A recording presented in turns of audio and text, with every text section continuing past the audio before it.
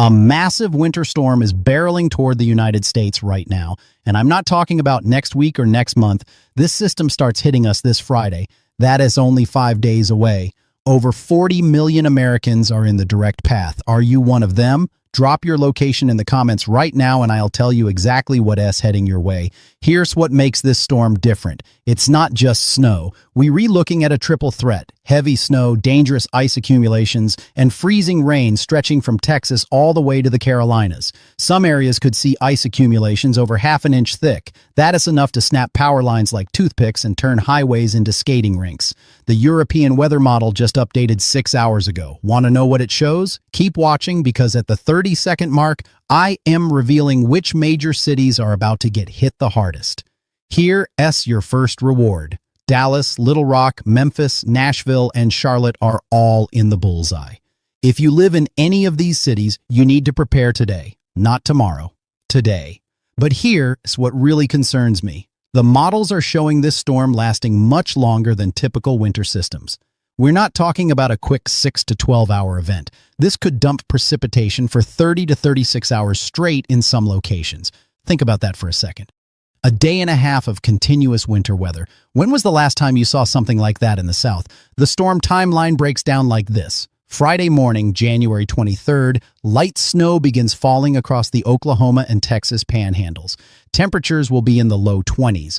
Cold enough for everything to stick. By Friday afternoon, here's where it gets dangerous. Central Texas starts seeing freezing rain develop, not just a little drizzle. We are talking about significant ice accumulation rates of 0.1 to 0.2 inches per hour in some areas. What does that mean in real terms? Your car gets encased in ice in under 3 hours. Tree branches that have stood for decades suddenly can't support the weight. They snap. Sometimes they fall on power lines. Sometimes they fall on houses. Sometimes they fall on cars. Friday night into Saturday morning is when this storm reaches peak intensity. Northern Texas, southern Oklahoma, Arkansas, Louisiana, Mississippi, Tennessee. All of these states will be dealing with significant winter weather simultaneously. The National Weather Service uses specific criteria for winter storm warnings. They don't issue these lightly. For ice storms, they need to expect at least a quarter inch of ice accumulation. Some of the computer models are showing totals exceeding half an inch in a continuous band from Wichita Falls, Texas, through Shreveport, Louisiana, into Jackson, Mississippi. Half an inch of ice. Let me put that in perspective for you. A quarter inch of ice can bring down power lines. Half an inch can collapse entire power grids. We saw this in the 2021 winter storm that hit Texas. Millions of people lost power for days, some for over a week. Now, here's a question I need you to think about. When was the last time you checked your emergency supplies? Do you have flashlights with fresh batteries? Do you have enough non-perishable food for 3 to 5 days? What about water? Comment below and tell me if you re-prepared or if you re-scrambling to get ready. And Don T, forget to mention your location so I can give you specific advice for your area. Saturday morning, January 24th, brings the widest geographic spread of this storm. Snow will be falling from Kansas City to Cincinnati. Ice will be accumulating from Dallas to Birmingham, and here's the twist nobody is talking about yet. Some areas of northern Texas and southern Oklahoma could see ice switch to heavy snow as colder air works in a loft. That means you could get 2 inches of ice, then 6 to 10 inches of snow on top of it. That is an absolute nightmare scenario for emergency crews trying to keep roads passable. The latest American GFS model shows something slightly different than the European model. And this is where forecasting gets really tricky. The GFS is more aggressive with sleet. You know what sleet is, right? Those little ice pellets that bounce off your windshield. Sleet is actually better than freezing rain in many ways. It doesn't stick to power lines as much, it doesn't build up on trees as heavily, but it makes roads just as slippery, and it can accumulate several inches deep. The Canadian model agrees more with the GFS. Both are showing heavy sleet bands from northern Louisiana through southern Arkansas into northern Mississippi. We're talking about sleet accumulations of 3 to 6 inches in some of these areas. Can you imagine? 6 inches of sleet. That's like trying to drive through 6 inches of ball bearings. Here's what really keeps me up at night about this storm. It's the duration combined with the intensity. Most winter storms in the South are quick hitters. They come in, drop their precipitation in 6 to 12 hours, and move out. This one is going to park itself and just grind away at the same areas for over 24 hours. That persistence creates compounding problems. Road crews can keep up, salt and sand trucks get stuck, plows break down, emergency vehicles can respond, and that S when people start getting hurt. Saturday afternoon and evening, the storm continues its relentless assault. Snow totals in Oklahoma could reach 8 to 12 inches by this point, parts of Arkansas looking at 6 to 10 inches, Missouri and Kansas seeing 4 to 8 inches. Meanwhile, the ice storm rages on across Texas, Louisiana, and Mississippi. Power outages will be widespread by Saturday evening. We're talking about potentially hundreds of thousands of people without electricity in January, with temperatures in the teens and low 20s. Now, I want to talk about something critical that most people don't understand. It's called cold air damming, and it's the secret ingredient that makes these southern ice storms so devastating. Here's how it works. Cold air is denser than warm air, right? So when you get a strong high-pressure system in Canada pushing cold Arctic air south, that cold air hugs the surface. It literally dams up against the Appalachian Mountains. Meanwhile, up at 5,000 to 10,000 feet, you've got warm, moist air streaming in from the Gulf of Mexico. That warm air rides up and over the cold air at the surface. It's like a layer cake. Cold at the bottom, warm in the middle, cold again at the top. Snow forms in the clouds where it's cold, falls through the warm layer and melts into rain, then falls through the cold layer at the surface but doesn't have time to refreeze. So you get rain falling when it's 25 degrees at the surface. That rain instantly freezes on contact with anything it touches. That's an ice storm. And that's why forecasting exactly where the ice will be heaviest is so difficult. If the warm nose is a little higher or lower, it changes everything. If the cold air is a little stronger or weaker, the ice zone shifts 50 miles north or south. Right now, at the 5-minute mark, I am keeping my promise. Here are the cities I am most concerned about based on the latest model data. Number 1, Dallas-Fort Worth, Texas. Population 7.5 million people. Models showing significant ice Friday night into Saturday. Potential for power outages affecting over 1 million customers. Number 2, Shreveport, Louisiana. Interstate 20 corridor could become impassable with ice accumulations of half an inch or more. Number 3, Little Rock, Arkansas. The state capital sits right in the middle of where multiple models agree on heavy ice. This city could be paralyzed for days. Number 4, Memphis, Tennessee. Not quite as much ice as areas to the west, but still looking at significant impacts Saturday into Sunday. Number 5, Jackson, Mississippi. Southern extent of the major ice risk. Could see anywhere from a quarter inch to half an inch of ice accumulation. Those are my top 5 most at-risk cities. But here's the thing. This storm is so large that dozens of other cities will see major impacts. Tulsa, Wichita, Kansas City, St. Louis, Nashville, Birmingham, Atlanta, Charlotte. All of these metros will deal with some form of winter weather from this system. Comment your city name right now. Tell me where you're watching from. I'm going through comments and I'll reply with specific impacts for your area. This is too important to get wrong. Sunday morning brings a slight improvement for Texas and Oklahoma as the storm shifts east. But the Mid-South and Southeast are still getting hammered. Tennessee, Mississippi, Alabama, Georgia, North Carolina, South Carolina, all seeing winter weather on Sunday. And here's another twist. The cold air is so strong and so persistent that even though the storm system moves away, we could see lingering freezing rain and sleet across the Carolinas and Virginia into Monday. Some of the extended models show winter weather continuing in parts of the Carolinas through Tuesday. That's nearly 5 days of winter weather for some locations. Schools closed, businesses shut down, roads dangerous or impassable, people trapped in their homes. Now let me show you the snowfall forecast maps. These are based on the overnight European model run. The panhandle of Texas could see 10 to 14 inches of snow. Parts of Oklahoma looking at 8 to 12 inches. Northern Arkansas 6 to 10 inches. Southern Missouri 6 to 10 inches. Kansas 4 to 8 inches. These are significant snowfall totals for regions that don't always have the equipment to handle heavy snow. But remember, snow isn't even the main concern with this storm. It's the ice. Let me show you the ice accumulation maps. These are truly alarming. A swath of land from central Texas through northern Louisiana into southern Arkansas and northern Mississippi could see ice accumulations of 0.3 to 0.6 inches. That's the bright red on these maps. That's the danger zone. 0.3 inches of ice is major damage territory.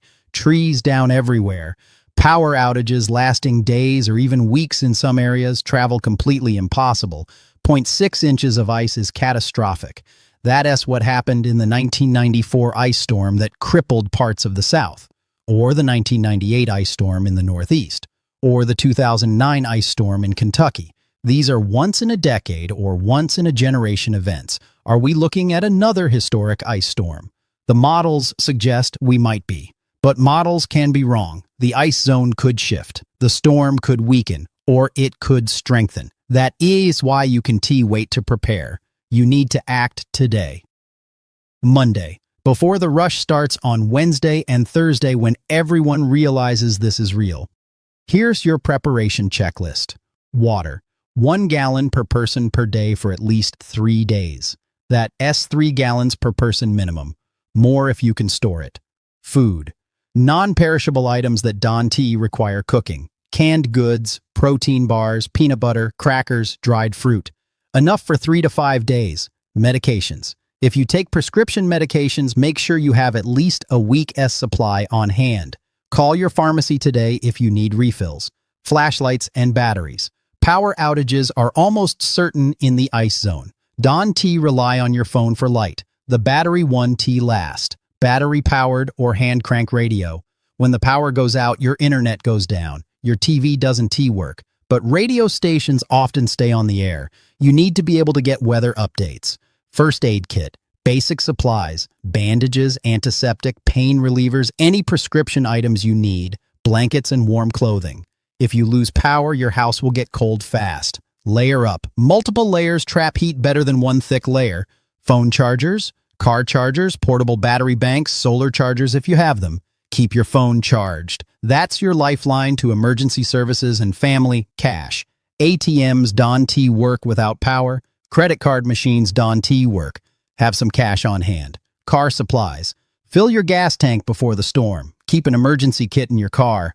Blankets, flashlights, snacks, water, jumper cables, ice scraper, small shovel. And here is something most people forget. Check on your neighbors, especially elderly neighbors or those with medical conditions. Make sure they prepared. Make sure they have what they need. Now let's talk about what happens if you lose power during this storm. First, don't open your refrigerator or freezer unless absolutely necessary. A full freezer can keep food frozen for 48 hours if you don't open it. A full refrigerator will keep food cold for about 4 hours. Second, never use generators, grills, or camp stoves indoors. Every winter storm, people die from carbon monoxide poisoning. Don't be one of them. Generators go outside at least 20 feet from windows and doors. Third, if you evacuate to somewhere else, turn off and unplug major appliances. Leave one light on so you know when power is restored. Turn your heat down to 55 degrees to prevent pipes from freezing, but don't turn it off completely. The meteorological setup behind this storm is textbook for southern ice storms. We've got strong high pressure over Canada pumping Arctic air south. We've got moisture streaming north from the Gulf of Mexico. And we've got a weather system moving out of the Rockies to organize it all. The jet stream configuration is perfect for a prolonged event. There's a big dip in the jet stream over the western U.S. That allows cold air to plunge south. Then there's a big ridge over the eastern U.S. That allows moisture to stream north. The storm system gets caught between these two features and just grinds away at the same areas for hours and hours. The Climate Prediction Center's 8 to 14-day outlook shows continued cold across the central and eastern U.S. That means even after this storm moves out, we stay cold. Any ice that accumulates isn't melting quickly. And here's something that should really get your attention. The MJO, that's the Madden-Julian Oscillation. It's a tropical weather pattern that influences weather across the globe. Right now, it's moving into phases 7 and 8. Those phases historically favor cold and stormy weather across the central and eastern United States in winter. We're not just looking at this one storm. The overall pattern suggests multiple winter storm chances through late January and into February. This storm might not be the only one. It might just be the first one. Now, I know some of you are thinking, how accurate are these forecasts? Fair question. At 5 days out, models are generally pretty good at identifying that a significant storm will occur. They read decent at the general geographic area. Where they struggle is the exact details. Will it be more ice or more sleet? Will the heavy ice band set up 50 miles north or south of what is forecast? How long will the precipitation last? Those details become clearer as we get closer. That is why I am making videos every single day leading up to this storm. Tomorrow's video will have updated model data. Wednesday's video will have even better information. Thursday's video will have the final forecast before impacts begin Friday. But you can wait for perfect information before you prepare. You need to be ready now. Let me tell you about a few historical ice storms so you understand what we might be dealing with. December 2000, a massive ice storm hit the Dallas-Fort Worth area. Over 800,000 people lost power. Some were without electricity for over a week. Economic damage exceeded $100 million. January 2009, a crippling ice storm hit Kentucky. Over 700,000 customers lost power. 35 people died. Some rural areas were without power for over 2 weeks. The National Guard was deployed. February 2021, the Texas ice and snowstorm. Over 4 million people without power. Hundreds of people died. The state's power grid nearly collapsed completely. These aren't just statistics. These are real events that happen to real people. And this upcoming storm has the potential to be in that same category of destructive winter weather. Saturday night into Sunday, the storm continues to impact the Mid-South and Southeast. Models show the low-pressure system moving up the eastern seaboard. This pulls in additional moisture and keeps the precipitation going. Areas of Georgia, South Carolina, and North Carolina could see a transition from ice to snow on the backside of this system. The western Carolinas and far northern Georgia might end up with 3 to 6 inches of snow on top of whatever ice accumulates. That's actually a better scenario than pure ice. Snow provides traction, but you still can drive safely with half an inch of ice under 6 inches of snow. The good news, if there is any, is that by Monday, most areas should be drying out. The storm system will have moved off the coast. High pressure builds back in behind it. The bad news is that high pressure brings Arctic air. Temperatures Monday morning could be in the single digits as far south as northern Texas, Oklahoma, Arkansas, and Tennessee, with wind chills below zero in many locations. If you've lost power, that's a dangerous situation. Hypothermia becomes a real risk. That's why preparation is so critical. Let me address some specific questions I always get about winter storms. First, will roads be pre-treated? Yes, in most areas. State and local transportation departments will be out Wednesday and Thursday applying brine to major highways and bridges. Brine is a saltwater solution that helps prevent ice from bonding to pavement. But here is the problem. Pre-treatment only works to a certain point. If you get heavy freezing rain for hours and hours, it overwhelms the pre-treatment. And once that happens, there's not much road crews can do until the precipitation stops. Second question, should I travel during the storm? The answer is no, absolutely not, unless it is a true emergency. Roads will be dangerous Friday night through Sunday. Airlines will be canceling flights. Hotels will fill up quickly. If you need to travel, do it before Friday or wait until Monday or Tuesday. Third question, what about my pipes? Yes, frozen pipes are a major concern, especially if you lose power. Let faucets drip slightly. Dripping water doesn't freeze as easily as standing water. Open cabinet doors under sinks to allow warm air to circulate around pipes. If you lose power and your heat goes out, you might need to drain your pipes to prevent them from bursting. That's an extreme measure, but it could save you thousands of dollars in water damage. Fourth question, what about my pets? Bring them inside. This isn't a weather for pets to be outside, even in doghouses or shelters. Farm animals need special attention too. Make sure they have access to shelter and unfrozen water. Fifth question, what if I need emergency help? Call 911, but understand that response times will be much slower than normal during the storm. Emergency vehicles can drive on ice any better than regular vehicles. They'll do their best, but it might take hours for help to arrive. That is why prevention is so important. Don't put yourself in a situation where you need emergency help. Now let us talk about the eastern U.S. impacts in more detail. The storm affects the east differently than the central U.S. While the central U.S. is dealing with the ice storm, the eastern U.S. sees more of a snow and rain situation. Snow breaks out Friday night across the Ohio Valley. Cincinnati, Columbus, Louisville could all see accumulating snow Friday night into Saturday.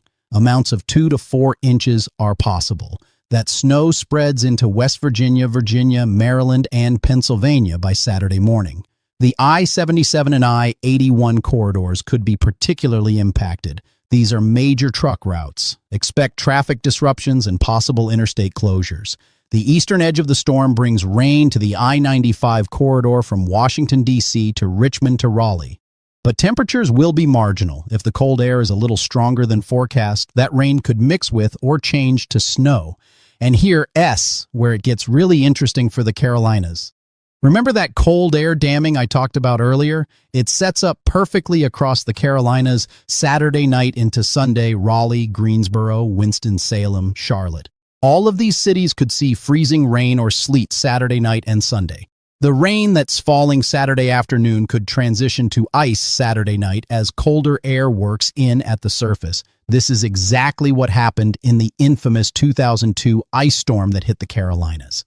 Rain changed to ice overnight. By morning, over 1 million people were without power across North and South Carolina. The models are showing a similar setup this time. That S, why I am so concerned about Charlotte in particular.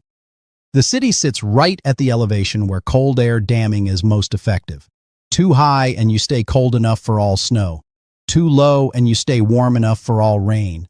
Right at that middle elevation, that S where the ice happens. Charlotte could wake up Sunday morning encased in ice, power lines down, trees blocking roads. The city shut down. Atlanta is on the southern and western fringe of this storm.